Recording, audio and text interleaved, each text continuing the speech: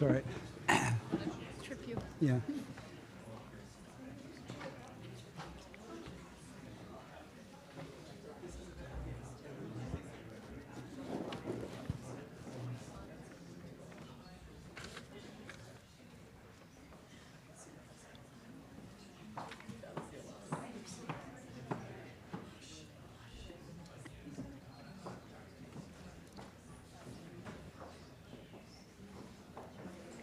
Nice crowd.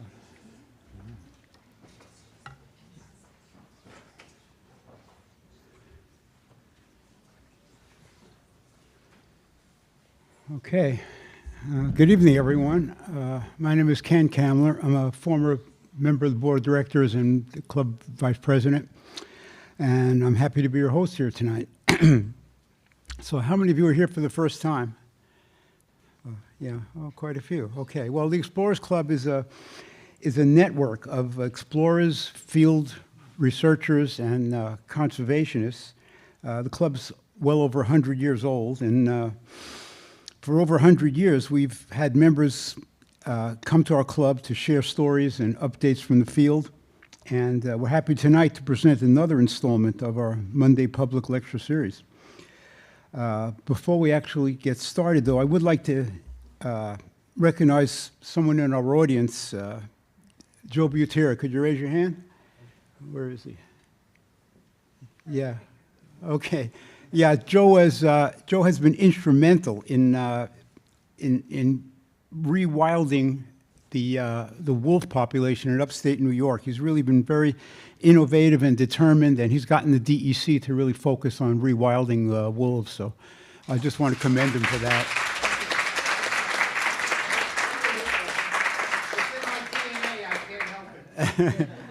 Okay. Oh, you're welcome. Okay, tonight we're pleased to host Alison Fox, who's going to talk about the work that she and American Prairie are doing to restore one of America's most at-risk critical ecosystems. Alison's the CEO of American Prairie, a nonprofit with the vision of rewilding and sharing with the public a fully functioning shortgrass prairie ecosystem in north central Montana. With hundreds of thousands of acres already under the organization's management, American Prairie works with scientists, neighboring landowners, and other collaborators to restore the biodiversity that comprises a grassland ecosystem, manages a herd of bison, and provides thousands of visitors each year the opportunity to connect with nature on a grand scale. Alison has led the organization as CEO since February 2018, and had various leadership and management roles with the organization since 2007, including communications, marketing, and branding, institutional partnerships, and philanthropy. She holds an MBA from the McDonald School of Business at Georgetown University, where she focused on marketing and nonprofit management, and a BA in history from Dartmouth. She's a member of the Big Sky chapter of the Young Presidents Organization and the advisory board of William and Mary's Institute for Integrative Conservation. So, let's give a warm welcome to Alison Fox.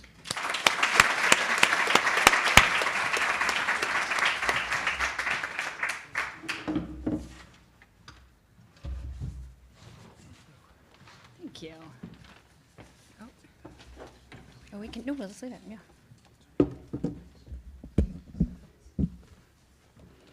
I have never gotten to ring a bell to start a presentation, so that was really fun. Thank you, Ken, for your kind introduction. I'm really happy to be here. I love sharing this story with new audiences, and I know we have some who are familiar with American Prairie and support the organization already. So welcome to all of you. As he said, American Prairie is a Montana-based organization working tirelessly to connect and rewild a vast swath of the northern Great Plains in order to conserve this disappearing shortgrass prairie ecosystem. I'm going to start with a video tonight that introduces you to our organization, now called American Prairie. It highlights some of my colleagues, some of our constituents, and it shines a star on the landscape itself. Here we go.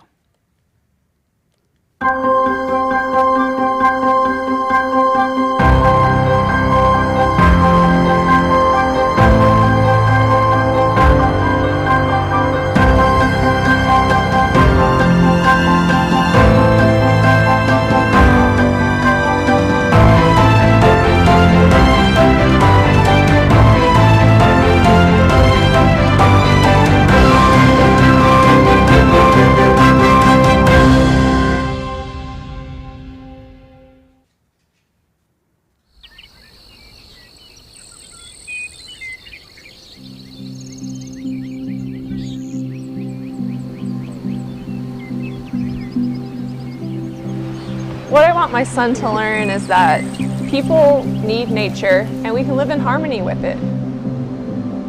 This project is only one of 4 places where we can save a temperate grassland, one of the least protected ecosystems in the world. We are losing a lot of wild places in the world, and what we're providing is a wild place for people to come out. American Prairie Reserve is in a region that has been shaped by wildlife and people for millennia. We have a chance to preserve and protect that for the generations that follow us.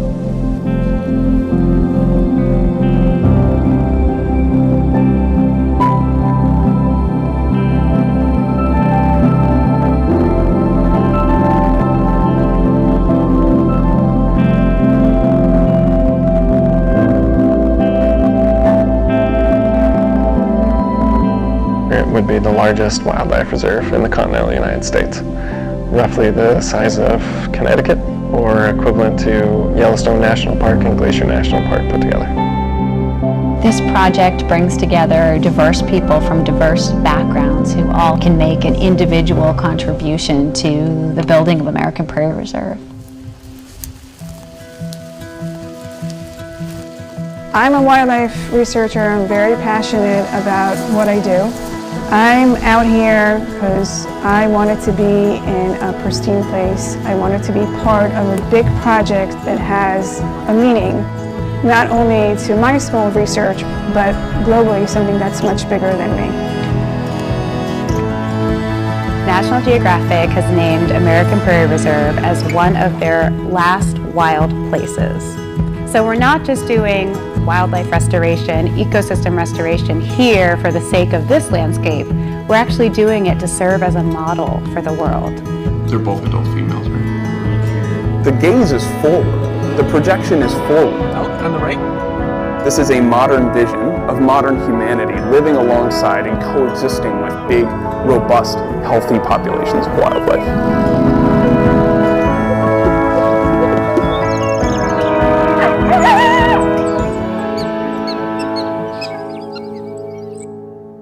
Wanting to create a spot where the world is welcome. It's monumental, it's brave, and to watch people realize, almost look like they accidentally found something they didn't even know that they were looking for. This place is a living, breathing entity already. We are not waiting for this place to be fully assembled in order to welcome the public to come out and enjoy it. When I come out here, I do get very inspired. Protecting this land, not just here but everywhere around the world, is important. This is a project of national and global importance that we at American Prairie Reserve cannot do alone. And it's a vital part of what our country will be for generations to come.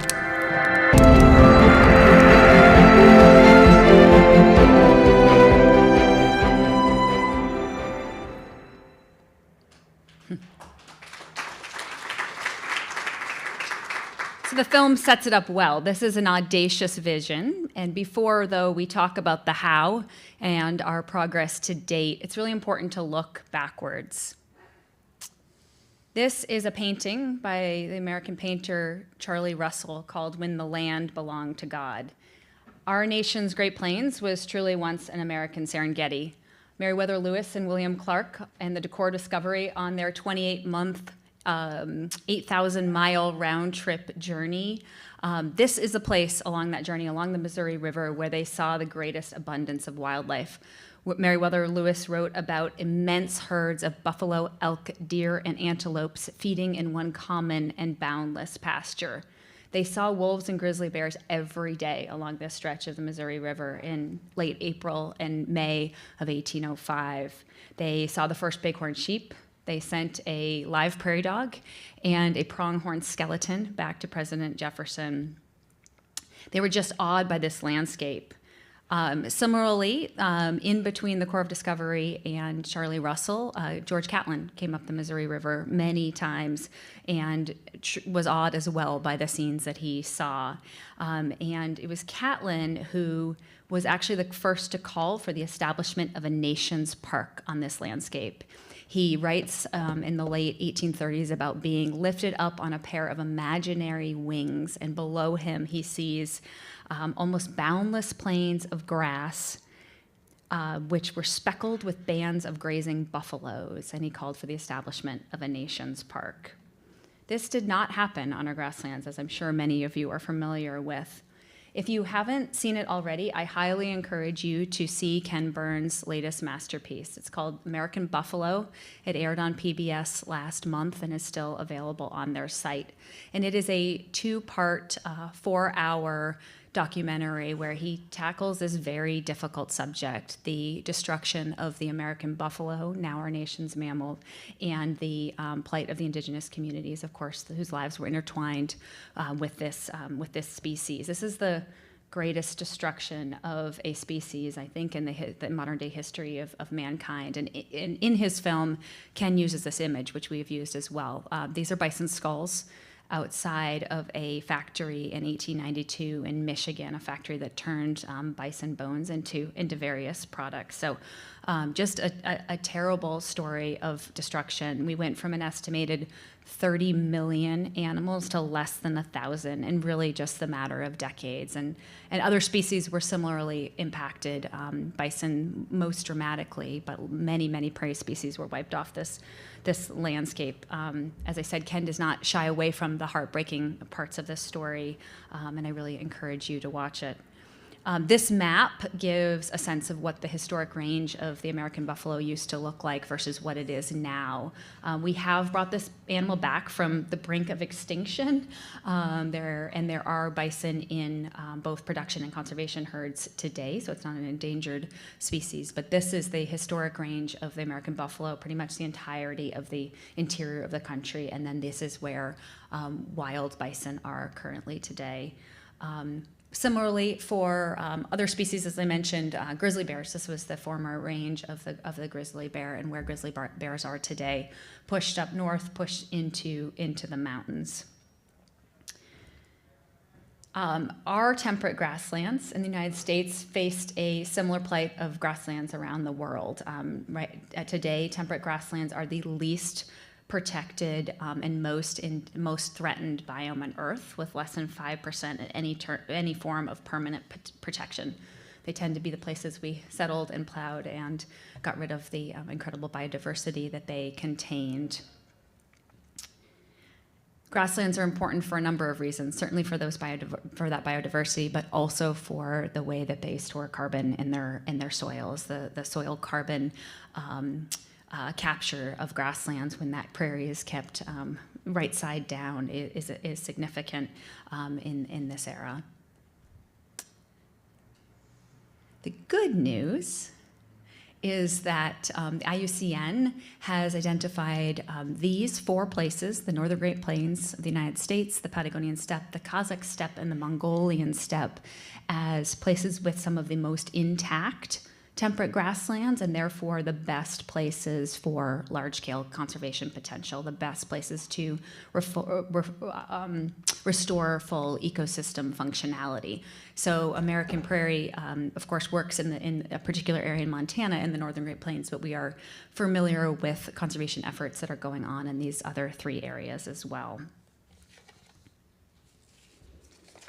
So here we are in the Northern Great Plains, and I'll tell you a little bit about how American Prairie came about.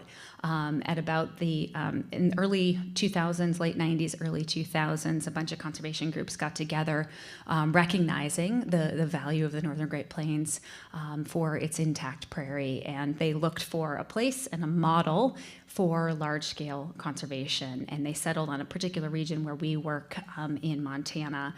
They settled in that area for, one, because of that rich rich wildlife history. Two, it's more than 90% intact prairie. It's been well stewarded by the ranching owners that are there, and it hasn't been, primarily it has not been farmed, so it doesn't have to, those native grasses do not have to be restored. And then three, there's a lot of existing public land where we're working in Montana, which creates the leverage opportunity that I'll describe when I describe our model.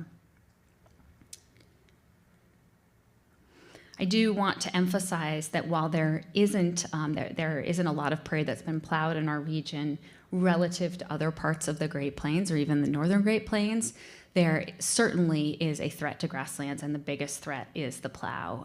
World Wildlife Fund publishes every year an annual report called Plowprint, and it just came out this month or last month, and in it they highlighted that in the northern Great Plains, that area that covers parts of 4 states and 2 provinces, in the last 5 years, 2.7 million acres of native prairie have been plowed.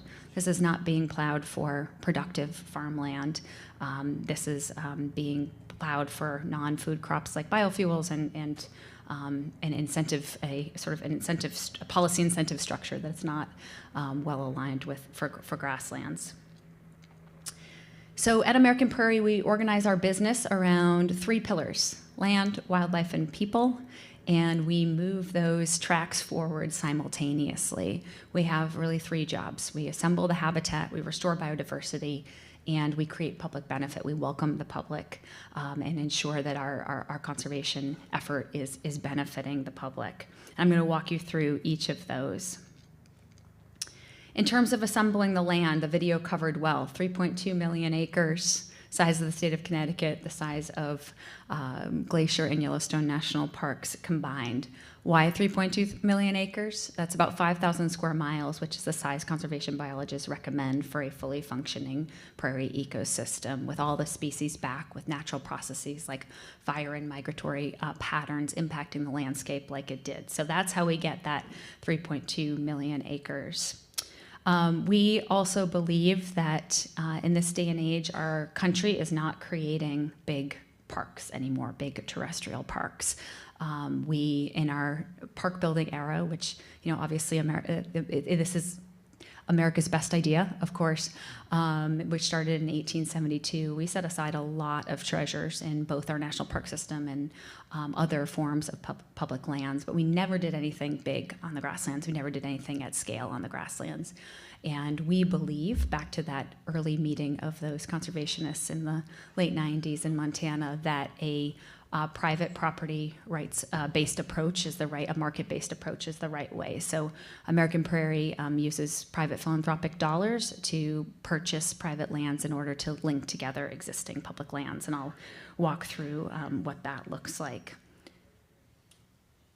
So we are working here, for those of you who are familiar with the state of Montana. You see Yellowstone down in that corner. Lewistown is the dead center, geographic center, and then we are working to the north and east of Lewistown, roughly in that square there in north central Montana. We are working along the Missouri River, and in particular a dam portion of the Missouri River that created the Fort Peck Reservoir. Around that river and reservoir is a 1.1 million acre national wildlife refuge, the second largest in the lower 48, that forms the basis, forms the foundation and the anchor of this 3.2 million acre vision. So this is called the Charlie Russell National Wildlife Refuge along the Missouri there, long and skinny, devoted to providing wildlife habitat. There's also a national monument in this area that was designated by President Clinton in 2000, the Upper Missouri Breaks National Monument. So again, 2 sort of anchors of this conservation vision. Around these areas is a lot of public land. What I just put on the map is public land, owned by the state of Montana, but primarily managed by the Bureau of Land, owned and managed by the Bureau of Land Management. So this was an area that wasn't heavily settled, or in some cases it was settled and the land was given back to the government. But there's a real concentration of public lands, particularly BLM lands in this area. And American Prairie's job is to buy private lands when they become available from willing sellers and link together these existing public lands. So these are the private lands that American Prairie owns. And when we purchase a property from a seller, they come with grazing privileges on the adjacent public lands. So in some cases, we're grazing our conservation herd of bison on those lands, and in other cases, we are leasing those lands out to others who are running livestock on them.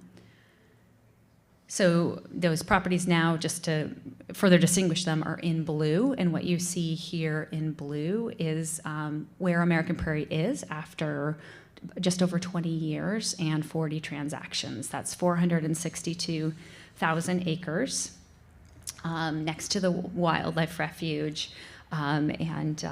Just to give you, I'll save that for the end. So that's where American Prairie is now, 462,000 acres next to the existing million-acre wildlife refuge. That second pillar is restoring biodiversity. We, as I've said, aim to restore habitat and ultimately facilitate the return of all the species that once called this place home. We start with the premise of full functionality for the shortgrass ecosystem. This means that all of those species are back and fulfilling their natural ecological role, and that biodiversity is conserved at all levels. And I thought it would be helpful for our lead scientist to give you his perspective on rewilding to kick off this part of the presentation. The significance of rewilding from a scientist's perspective is this idea of putting all the pieces back into the puzzle. The ecosystem kind of has a mind of its own. It is dynamic. It's intended to change, but it cannot exist within its natural boundaries. It does not, like a clock doesn't function with all of its pieces, as an ecosystem cannot function without all of its animals and all of its species present, right? So this is the current reality out on the ground where we're working. A lot of cattle grazing as an imperfect proxy for what bison used to do and the role of prairie dogs on the landscape. Natural processes like wildfire and flooding have been heavily mitigated, and as I mentioned, there is the threat of conversion to cropland. These species are all prairie species. We are in a better spot than we were 100 years ago in the early part of the 20th century, when all of these species were completely eradicated from the landscape by like the 1920s and 1930s. There have been conservation efforts to bring these species back, but they are not all back, and they're not nearly at the numbers, the ecologically significant numbers that they once were. So American Prairie's job is to create the right conditions for them to come back. Under the North American model of conservation, we don't manage species, we can't manage species, but we can create the right habitat conditions, and we can also work on a handful of keystone species in order to get those keystone species back on the landscape playing their ecological role.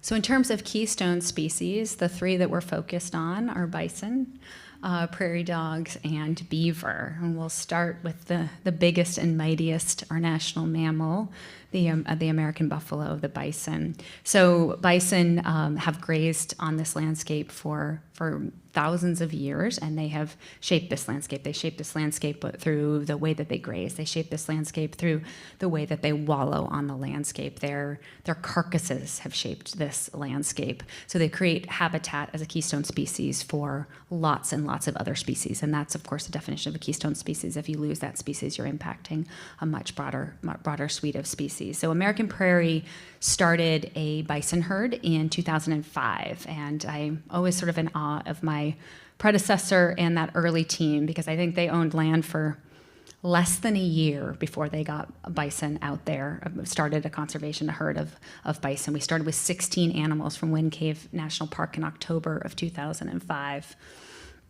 And our herd now numbers more than 900, and we're managing those bison on 2 separate units, and certainly growing the herd as we expand land, as we get access to more land, and managing them on the biggest landscapes possible, managing them with a wildlife-friendly fencing. But we are managing a herd of livestock bison, and so we need to pay good attention to both the habitat health and the health of the animals, and that means that sometimes we have to round these animals up to do disease testing. We need to distribute animals to other conservation herds when we've hit the carrying capacity on our various properties. So we have also made a pretty significant contribution to bison conservation throughout North America by distributing more than 500 animals to different conservation herds, mostly herds that are indigenous run and indigenous led. We've helped start at least 2 herds on different reservations. So that's a really rewarding part of the work. But I thought I would show another video to show you kind of what this work looks like. And this is coming up next week. Our team will be doing something very similar to this.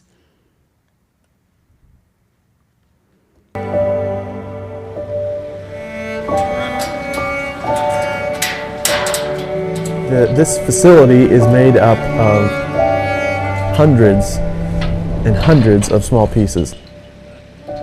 Just layers of details that we look to make sure that this goes smoothly and safely. Just to give you a quick overview of kind of what we went over yesterday with safety and then a couple other things. So with our bison handling, it's stressful on the bison. We treat our bison as wildlife as much as we can within realistic conditions. In order to keep them as calm as possible, we do work them in winter just so they don't overheat as much as they would in summer. We move slowly, we move quietly, there's very little talking. We try to stay as far away as possible, and we're up on catwalks to lessen the stress that the bison will go through. I mean, there will be some there naturally, but we don't want them ratcheted up to the highest levels.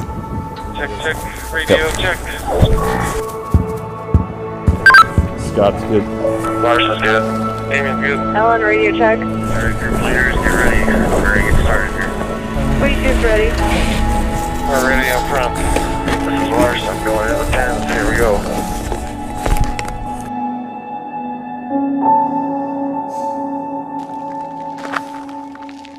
Alright, here we go.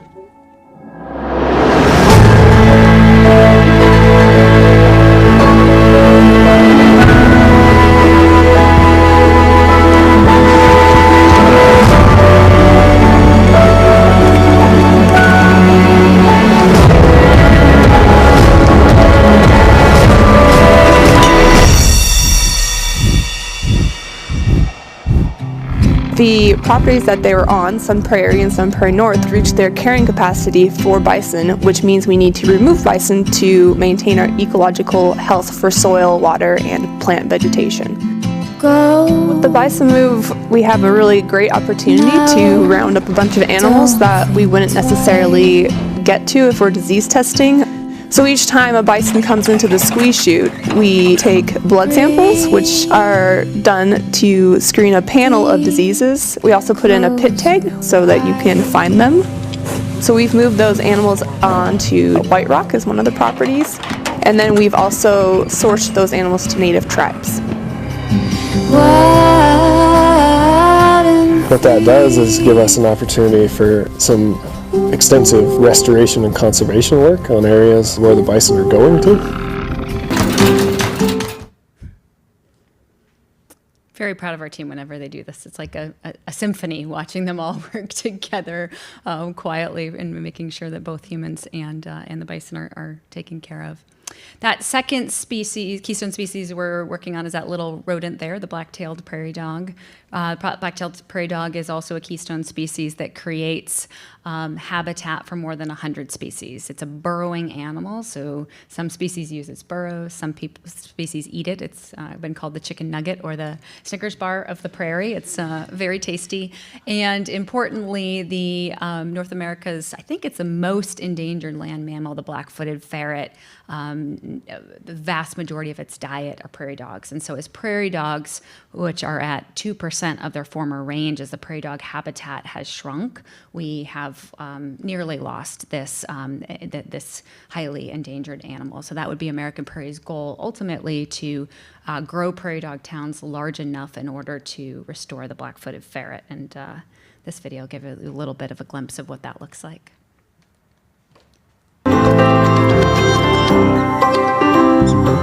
The prairie dogs, they influence over 120 other species. Everything from bison to mice to the endangered black-footed ferret.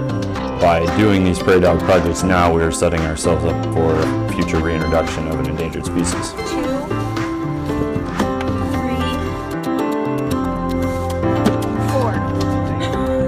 Prairie dog restoration project starts mowing is the first phase, and what this is site prep for our assisted dispersal method, which happens once the volunteers come. This is when we install the next boxes in the ground for the prairie dogs to use when they disperse. The next step we move on to is dusting prairie dog towns, and this is to prevent plague from killing prairie dogs. What we do is we walk through the prairie dog towns and put 4 to 5 grams of insecticide dust in each burrow. This year we did about 25,000 burrows. Pretty labor intensive, and we do take volunteers for some of these activities. The third species is beavers, of course, and I'll talk a little bit about the riparian restoration work we are doing. That was a pretty big focus of ours this summer. But in terms of habitat restoration, the 3 categories are reseeding to native prairie. We don't buy a lot of former cropland, but when we do, we restore it to native prairie as quickly as possible to start that restoration process. We do a lot of fence modification and removal, modifying those fences to be wildlife friendly, which is particularly important for species like sage grouse, the greater sage grouse, and pronghorn. And then we do riparian restoration work. There are a couple fence photos. These prairie streams are ribbons of life in this very arid landscape. So a healthy prairie stream might have beautiful cottonwoods next to it. It creates cover for predators and carnivores to move up landscape. It has heavy the vegetation, the shrubs also create that cover. A good meandering prairie stream floods regularly, and it's important for both soil to prevent soil erosion and of course good water quality. Sometimes those beavers need a little bit of help, so we build beaver dam analogs, working with a partner, Montana Conservation Corps, to help facilitate creating a backlog, creating some wetland areas for those beavers to come in and establish themselves. Fortunately, a lot of this restoration work is done in collaboration, and collaboration is a common theme across our work, but particularly in this rewilding work. Smithsonian's Conservation Biology Institute and National Zoo are our primary science partner.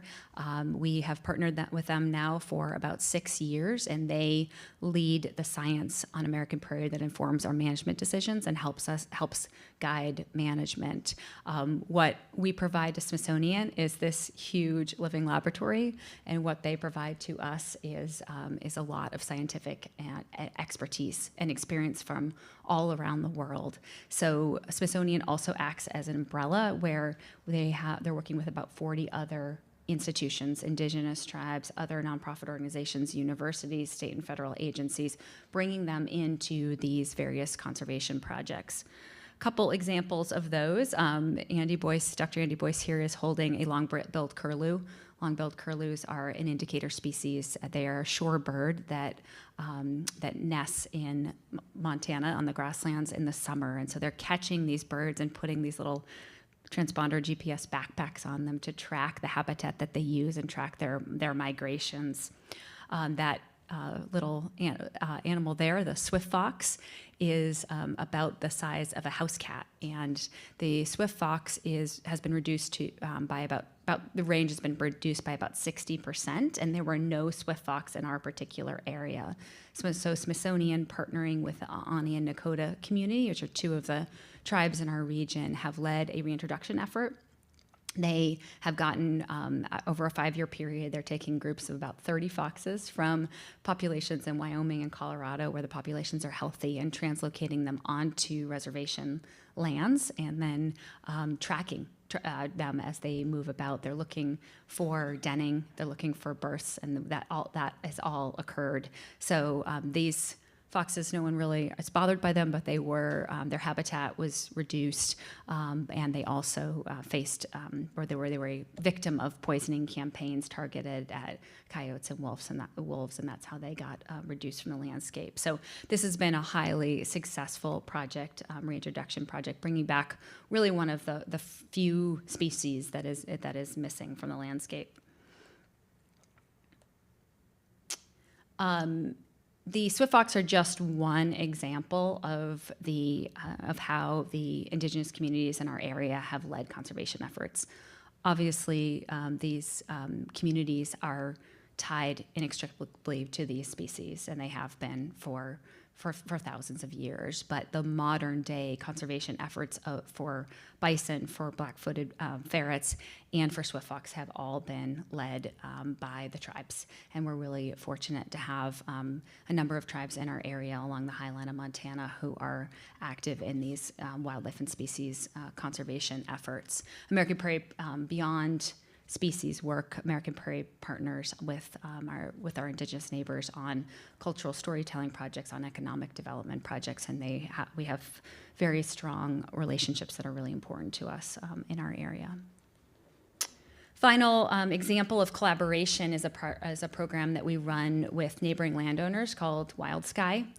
The purpose of this program is to recognize that there are a lot of private lands in our area, and that private landowners provide homes for wildlife, and their management decisions impact wildlife species and wildlife habitat. And so we partner with about 16 families in our area who manage 70,000 acres, and we're providing financial and technical assistance for different wildlife projects that they might do. So 2 examples of this program. One, a program called Cameras for Conservation that essentially pays rent for wildlife. You get a picture like this one up here that actually has 4 mountain lions in it, a mom and 3 kits, and that is a valuable picture on your camera chip there, and you're paid directly for providing habitat for that species. Also, it leads to really good conversations about how is your management going? Have you had any issues with these carnivores being on your landscape? And then through a Wildlife Friendly Lands program, we are subsidizing different practices that are wildlife friendly. So one of those is the conversion to wildlife friendly fencing. So we have a landowner who lives in a pronghorn, heavy pronghorn area, who had woven wire sheep fence, which is not good for movement, and converted that to wildlife friendly fencing. So he has kids, and with a wildlife friendly fence, you need that bottom wire to be smooth and a certain level off the ground, and he created a stick, and his kids go out and make sure that wire is that appropriate distance off the ground, which I thought was a really cool story of how this is multi-generational too. Another example is we have a family that has hired a range rider for the summer and fall, and they're in an area where grizzly bears have started to be sighted again. So having that human presence out amongst the cattle on the landscape is important during that key season. The final pillar of American Prairie's work is people, is welcoming the public. We firmly believe that to know a place is to care about it, and to care about it is to love it, and to love it might lead you to support it. So American Prairie, as we said in the video, is open for business already. We have opportunities to camp, to bike, to hunt, to hike, to horseback ride, to paddle on our landscape. We have established a system of huts. So we have 3 backcountry huts and 2 campgrounds and 1 high-end safari camp. And we have about 5,000 overnight visitors now per year, and thousands of day visitors coming out to enjoy our landscape. It is still a very remote place, and that's one of its charms. But if you want to see the darkest night skies that maybe you've ever seen, and have that experience of waking up to the smell of sage and the chirp of the meadowlarks, and feel really, really small in a really big landscape, this American Prairie is a place you should visit. This is one of the huts along the Missouri River there, and cabins at the campground. I was asked earlier tonight about education programs. We absolutely have education programs. They are focused on Montana kids.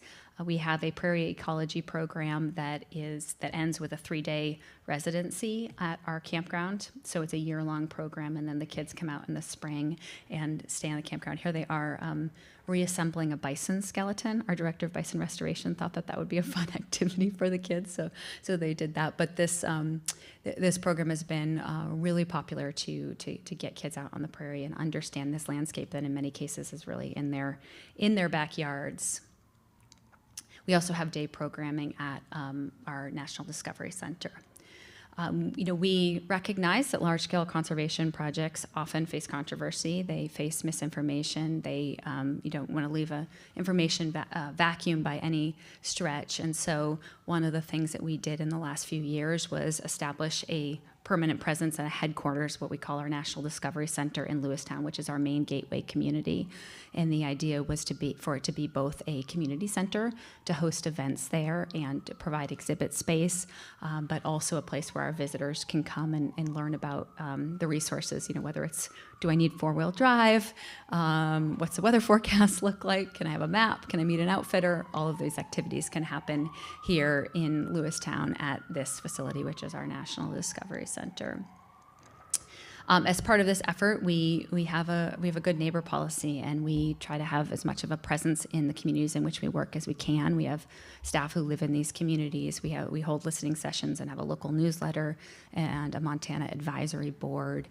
It's really important for us to be present, to communicate what we're up to be transparent and clear about the information that we are communicating. And this center provides just one way to do that.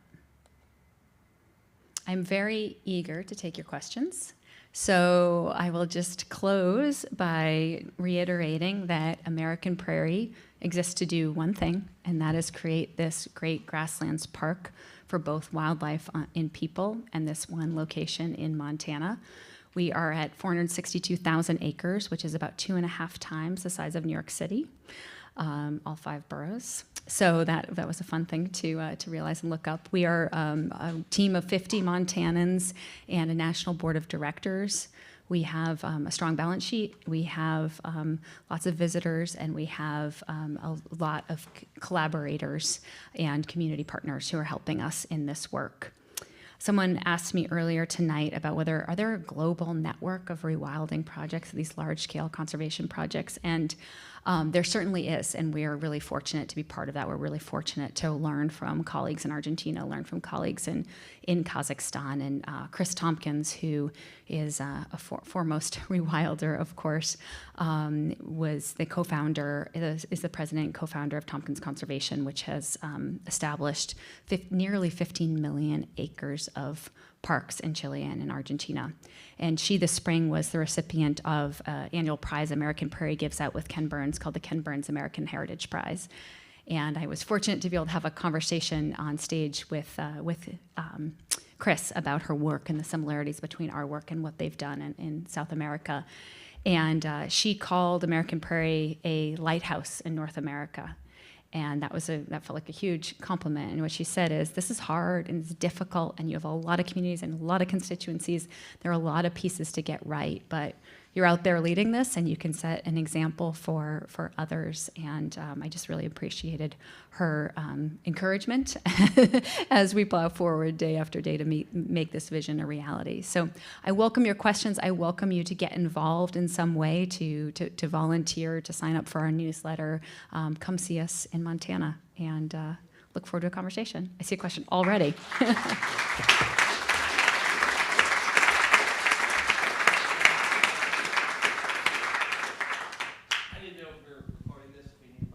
Yes, actually, I think you do. So before I came to hear you tonight, I was reading about Kit Carson, a warrior cowboy who destroyed the peach trees in Navajo land. What I'm asking you is, why isn't American Prairie going after the U.S. Army, who killed most of the buffalo? The actual killing was done by U.S. soldiers. So do you have any plans to use the courts to promote your organization, or to give you the means to do what you need to do, to provide funds for you? It would support your work with the Native American populations if you kind of went after in the legal courtroom the U.S. Army. And I'm just wondering, do you have any plans to do that? Do you think that the American Prairie could advocate for animals who are not human and could not normally have an advocate in the courts? We try to stay out of the courts. We believe this model using our, based on private property, we can raise private funds to purchase these properties and to build a conservation herd of bison. So that's really where we're focused. We're not focused on policy. We're not focused on a legal approach. We're focused on, buying the habitat, restoring the habitat, welcoming the public to the habitat. Yeah, actually there, and then there. Oh, well. Hi, my name's Joe Butera, and I'm just curious if you work with the Intertribal Bison Cooperative. IDPC, yes, we do. Yep, Yeah, we work really closely. Yeah, when we were distributing bison to indigenous herds, they go through the IDPC. Oh, because I helped incorporate them in 1991. Oh, you did? Oh, Yeah, wow! Congratulations! Many years ago. Congratulations! I didn't do it, but yeah, it's a really effective institution in bison conservation. Thank you. For sure. And it's really encouraging to see. I mentioned Rocky Boy, which is I mentioned starting tribal herds or helping to start tribal herds, and so Rocky Boy, which is a smaller reservation to the west of us, we gave them. There's 5 or 6 animals, and the Salish Kootenai gave them 5 or 6 animals, and this is the first time that they had started, had a bison herd in a couple of decades, so it was really rewarding to be part of that. Yeah, so between the tagging data and the pictures and probably GIS data as well, you probably publish a lot, or probably store a lot of environmental data points. My question is, do you encourage any collaboration with those sorts of data sets? So most of that is collected by Smithsonian or academic partners, and so I don't know what that process looks like. So they're in charge of publication schedules and where all those data sets are. But I'm happy to take your card and put you in touch with the right people, either the mammologist or the bird person. So yeah. Did you say something about the opportunities to visit the huts and the high-end safaris? Yeah. So we open reservations every year in January or February. If you're a supporter of American Prairie, you get an early booking window that you can use.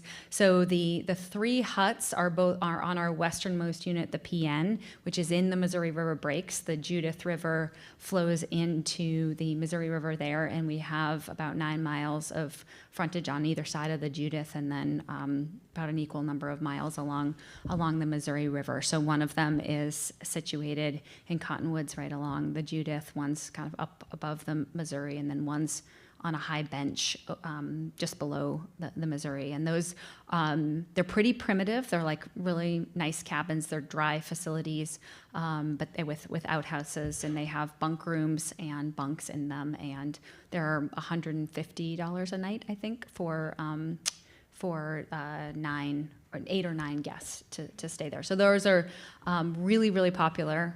I didn't get my own reservation this year because I wasn't fast enough. And then we have 2 campgrounds. One that's right in the middle of our bison pasture, right in the middle of our Sun Prairie unit, which is the first place we had put bison. It's a 30,000 acre property. That's 50 miles on gravel road. It's really for the hardy, but a super cool experience to wake up in your tent or camper and have bison surrounding you.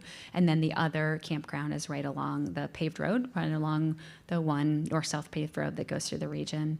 And that has 4 cabins and a number of RV and tent sites. And then the high-end safari camp, we open when we have groups. So we don't open that continuously. We open that when we have groups, and that's based in yurts as well, and is a more luxury, very guided experience. 10. Is there any kind of winter activity on your property? For the hardy, yeah. I mean, I love being out there in the winter because the groups of the pronghorn gather up, and so you'll just see a herd of 50 pronghorn. Or one time I actually saw, this was years and years ago, but I saw a herd of, we estimated 600 to 800 pronghorn. You could year to year dependent. You could definitely snowshoe or cross country ski. So thank you for being here. Oh, yeah. Sorry. Really appreciate it. And congratulations on all the great work to date. Thank you. What keeps you up at night as it relates to land acquisition? I mean, you're 460,000+ acres, a big goal of 3.2 million. What keeps you up, and talk a little bit about the land acquisition strategy, if you would. Yeah. And I asked this as a Montana landowner. So. Oh, okay. Where?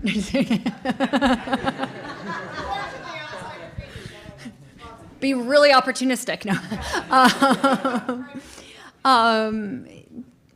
Land acquisition actually doesn't keep me up at night. We recognize that there are, less than 100 properties that we ultimately would love to acquire, and every family's circumstances are different, and we can be patient. We aim to be a buyer of choice by being really flexible. We often lease back to the former owner for a number of years, or lease back to one of the children of a former owner. So it's kind of patience is the name of the game there.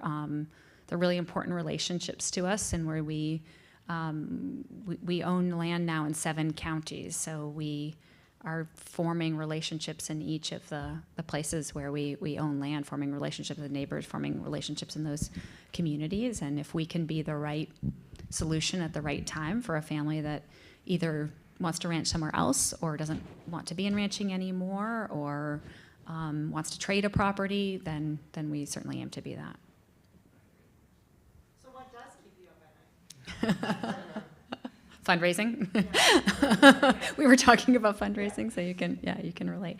I mean, I think that, and just marketing and spreading the word. I think we've been really fortunate to get some great media coverage. 60 Minutes did an incredible piece on us last year that they ran twice, both in October and then this past summer.